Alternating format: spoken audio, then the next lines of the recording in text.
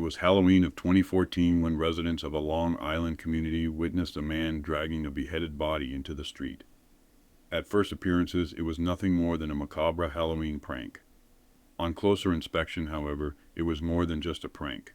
Welcome to this episode of Human Wreckage. In this episode, we look at the gruesome murder of Patricia Ward. Let's get into it.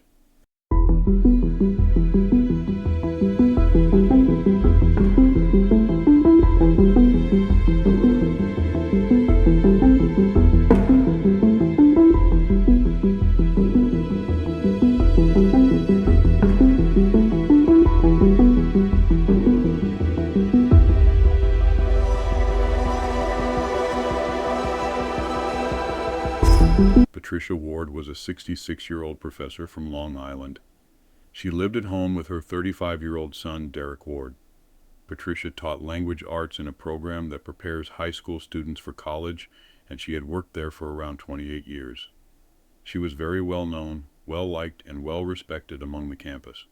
For years, Derek had suffered with mental health problems, which went back around 10 years. His psychiatric problems began to worsen following the death of his grandfather in August of 2013. Derek also had quite a lengthy criminal record. He was unemployed and had an arrest recording which dated back more than 10 years. He had served time on drugs and weapons charges and had been on probation for a while. In 2006, he was found in the possession of a handgun and 100 Valium pills. According to neighbors, Patricia and Derek seemed like any regular mother and son duo. There were never any arguments that the neighbors could hear, nor was there any record of domestic violence complaints. Some did notice, however, that Derek was always with his mother. As one said, "I did notice that it did seem she was very protective, making sure he had certain things.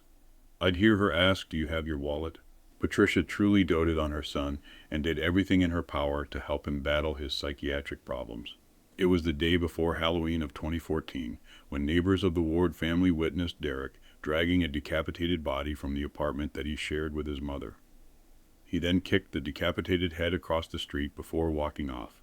Since it was so close to Halloween, the witnesses simply thought that it was nothing more than a macabre prank, or even a grim decoration.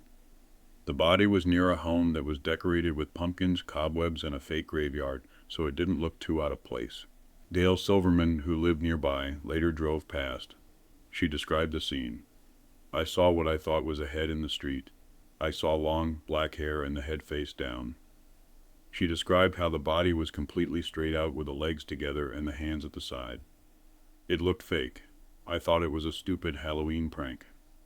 When somebody finally went to inspect the body, they recoiled in horror when they discovered that it wasn't a Halloween prank at all. Derek had dragged the decapitated body of his own mother into the street and then kicked her head down the street. It wouldn't take long before it was uncovered what happened to Derek afterwards. After killing his mother, he had walked around a mile away from his home and jumped in front of a Long Island Railroad train. He was struck and killed by an eastbound train near the Farmingdale station. His suicide would quickly be linked with the murder of Patricia. According to police, Derek had stabbed his mother to death, beheaded her, and then sat in the blood-spattered apartment for several minutes before dragging Patricia's mutilated body down the stairs and into the street.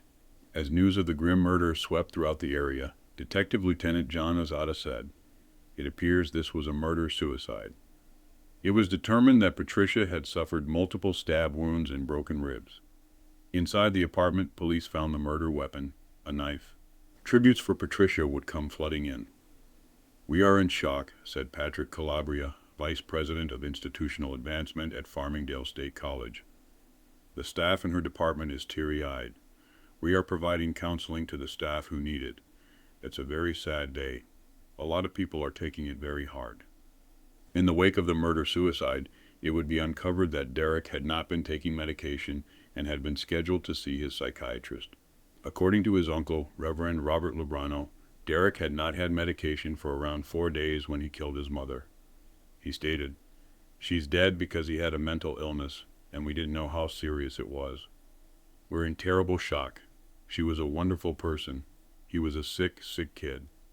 According to Reverend Lubrano, Derek had never been violent towards his mother, and he blamed the murder-suicide on lack of access to psychiatric help. He said that Patricia was in the process of getting her son the psychiatric help that he needed, and an appointment was booked with a psychiatrist for 2 days after her murder. Patricia had struggled to find a psychiatrist for her son. Derek was too old to be covered by her insurance, and she had difficulties finding a psychiatrist that would accept Medicaid. When she finally found a psychiatrist, she was paying $200 for a 20-minute visit. Patricia worried more than anything that her son would take his own life. New York Daily News, the 31st of October, 2014, Farmingdale mom was beheaded by disturbed son. Family said that in the lead up to the murder-suicide, Derek had become increasingly unstable, and they had tried to encourage Patricia to call the police. Patricia refused. She feared that the police would lock her son away.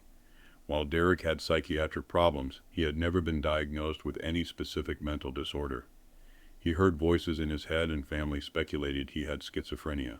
As Reverend Lubrano said, "He was a really good kid. Whatever happened after my father died, it broke him." Thanks for joining me on this episode, Thoughts on This Case. If you like what I do, please like and subscribe. Till next time, take care of yourselves.